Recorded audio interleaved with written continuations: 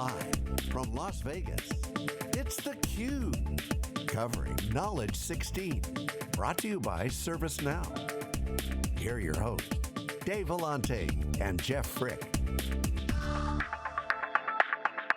Welcome back to Knowledge16, everybody. This is theCUBE. theCUBE is SiliconANGLE's flagship product. As you know, we go out to the events, we extract the signal from the noise.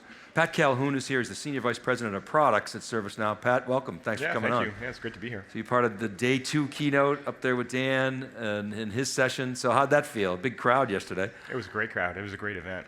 Yeah. We really got to show what an ultimate experience really should look like. It was fun. Well, what is the ultimate experience? What should we expect as users of an enterprise software product? Well, I'm sure you've been on vacation not too long ago, right?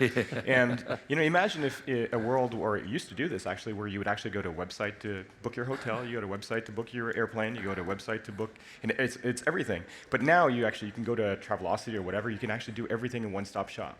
And so what we showed yesterday is a portal that employees could actually go to engage with every department in the organization, whether it's IT, whether it's finance, whether it's facilities, HR, it doesn't matter. And what was really cool with the demo is that the end user didn't even have to know who's going to handle the request, right? It should be completely transparent.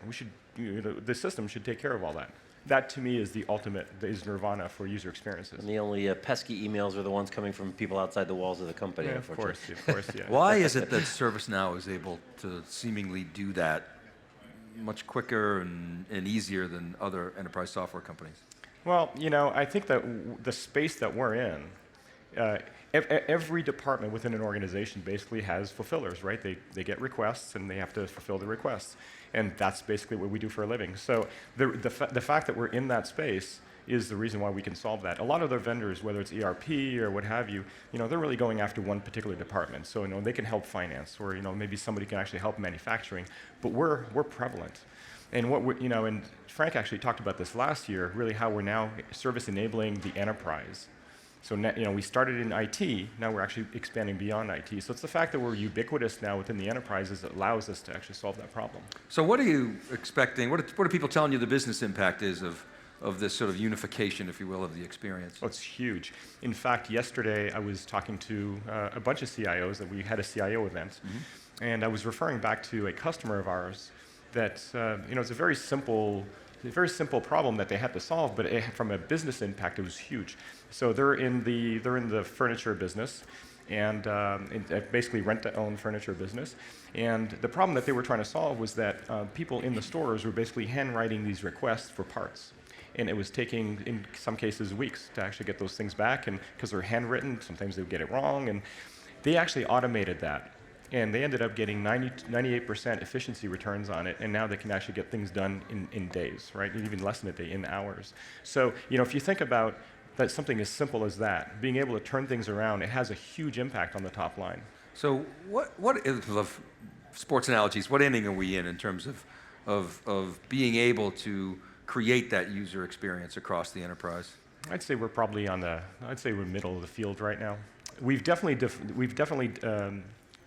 and Fred actually showed this today in today's keynote. He showed the service portal. Yesterday, Dan actually showed how customers are building out insanely great-looking portals, but the level of complexity to get to those great portals was still pretty high. With the service portal we saw today, it gets very easy now to do that. We're in the process of basically redesigning all of our apps today so that customers can actually have insanely great-looking apps out of the box. So I'm saying we're about halfway there because it's still a journey, but we're definitely going to get there. So you're talking from ServiceNow's perspective, correct? Right? What about from the customer's perspective? From a customer's perspective, I think they would probably think that they're, probably closer to the 30-yard line on the, on the other side, right? On the opponent side. Right. They're feeling like they're pretty far, but still downfield. Pretty far along. Okay. Yeah. That's absolutely. That's impressive that you've been able to go from just the IT focus in a few short years to 30-yard line. I mean, that's pretty good. Well, from an experience standpoint, that's how far we are. If you mean from an adoption outside of IT, that we're first inning. I'd say we're still early days. I'd say we're probably in the second or third inning right now. What does a customer have to do to get there? What are the kind of prerequisites, skill sets, training? What do they got to do to really expand beyond IT? Yes, and to get to that nirvana, if you will, of user experience. I'd say the first thing that really requires is to have a progressive and ambitious CIO. And so what I saw this week in talking to a number of CIOs that have been successful in doing that is they took it upon themselves to go outside of IT and to show how they've designed great portals and how they've really automated all the work and they've created a lot of efficiencies within the department. Once you actually have that, you can go to finance, you can go to HR, and what we actually saw is that when CIOs start doing that, they end up having a very different role within the organization. They're now seen as a partner within the organization. They end up having a seat at the table. And so as a result, we've seen a number of CIOs that have actually gotten much bigger roles because the business now is seeing them as being so critical. In your CIO decisions event, a lot of it is just great content, like Dr. Robert Gates was there, and you're talking about leadership. How much discussion is there about, whether direct or indirect, how to leverage the platform? Not technical discussion, but from a business capability standpoint. Do you guys touch on that, or is that sort of taboo discussion in the CIO decisions? Well, no, it's not taboo. I think it's not necessarily the technology. It's really more what can you do? What is the art of the possible? And again, it's really in helping the CIO understand the bigger role that the platform actually has to help solve the business problems. Yeah, because what they care about is the business impact, the outcome. Of course, yeah. And I mean, you guys seem to do a good job of describing the outcome, sort of working back to the tool. So what is that outcome that CIOs are looking for? Well, so what I'm actually seeing is that as CIOs are becoming really experts in service delivery and in user experiences, right? The concept of the service portal, the employee portal that they're putting together, they're becoming the experts. They're being known as the experts in doing that, as well as service delivery, because a portal without a great delivery mechanism is not, you need both. And so as they take on that role, as they become that expert, it kind of sets them up as having a very unique skill set within the organization. That's the reason why everybody's coming to them now. So what should we expect? What's the roadmap look like from the standpoint of the whole experience? I mean, you said you're at the 50-yard line. Yep. Right? What's on the to-do list? Yeah. So I'm saying it's 50-yard line because I'm never satisfied, right? There's always going to be the next thing that we need to do. But really where we're heading now is we've shipped the service portal. We're building a lot of widgets. And so now customers can create really insanely great looking portals in a very short amount of time. In fact, I was talking to a partner yesterday, and he told me that the amount of work that he was able to do in one day on Service Portal used to take him 7 days using our older technology. So it's just so much faster, so much easier, and the skill set level required is so much lower. So that's great. But where I want to be is I want to be able to take all of our apps, and I want all of our apps to actually be designed on top of the Service Portal, so they're out of the gate, out of the box. They just look insanely great. Okay. That to me would be when we get to the end.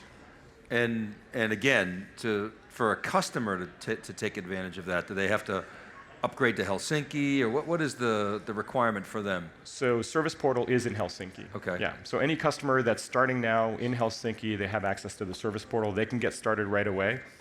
The technology's there, and we actually have a Service Portal designer that they can actually start building themselves. And again, the skill set required is so much lower that a lot of customers can actually do it themselves. They don't have to go out to a third party. Can you talk about that experience, the customer experience of upgrading and migrating? What is that like? How onerous is it? What has to be done in order to get there? Everybody wants to get there, but what do they got to do? Well, our customers actually are pretty aggressive in terms of keeping up with the latest releases. Mm-hmm. In fact, I believe something north of 90% of our customers are actually in the last 2 releases.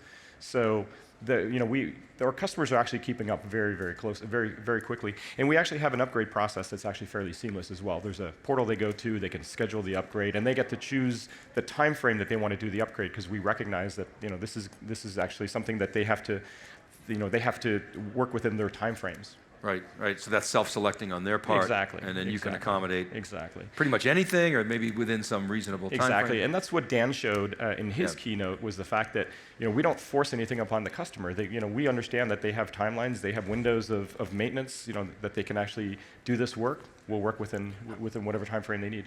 How rare is that, what you just described in the enterprise software business? Is it unique to ServiceNow in your view? It is unique because our architecture is a single instance. Right. Pretty much every other player out there, they have a multi-tenant kind of architecture. So when they decide to upgrade an instance, everybody on that multi-tenant instance is actually going to get a hit.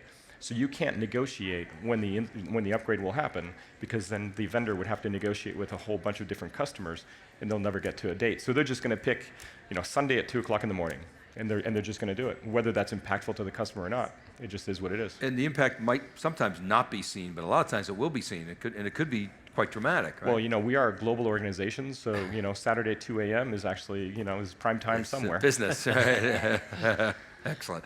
All right, Pat, I'll give you the last word on. Give us your take on Knowledge16, the bumper sticker pulling away from the Mandalay Bay Hotel. Yep. What's it say? It's clear that everybody is really excited about the experience, the whole experience. I met with a lot of the CIOs this week, and the feedback I got from them was they're hearing it from the end users. Like the end users are saying, please, make my enterprise experience look just like my consumer experience. That's what they're looking for, and we're delivering that now. So it's great. I'm excited. Well, we are helping you experience Knowledge16 in a little bit more in-depth format. Pat Calhoun, thanks very much for coming on theCUBE. Appreciate it. Great, thank you. All right, keep it right there, everybody. We'll be back with our next guest right after this. This is theCUBE. We're live from Knowledge16. Right back.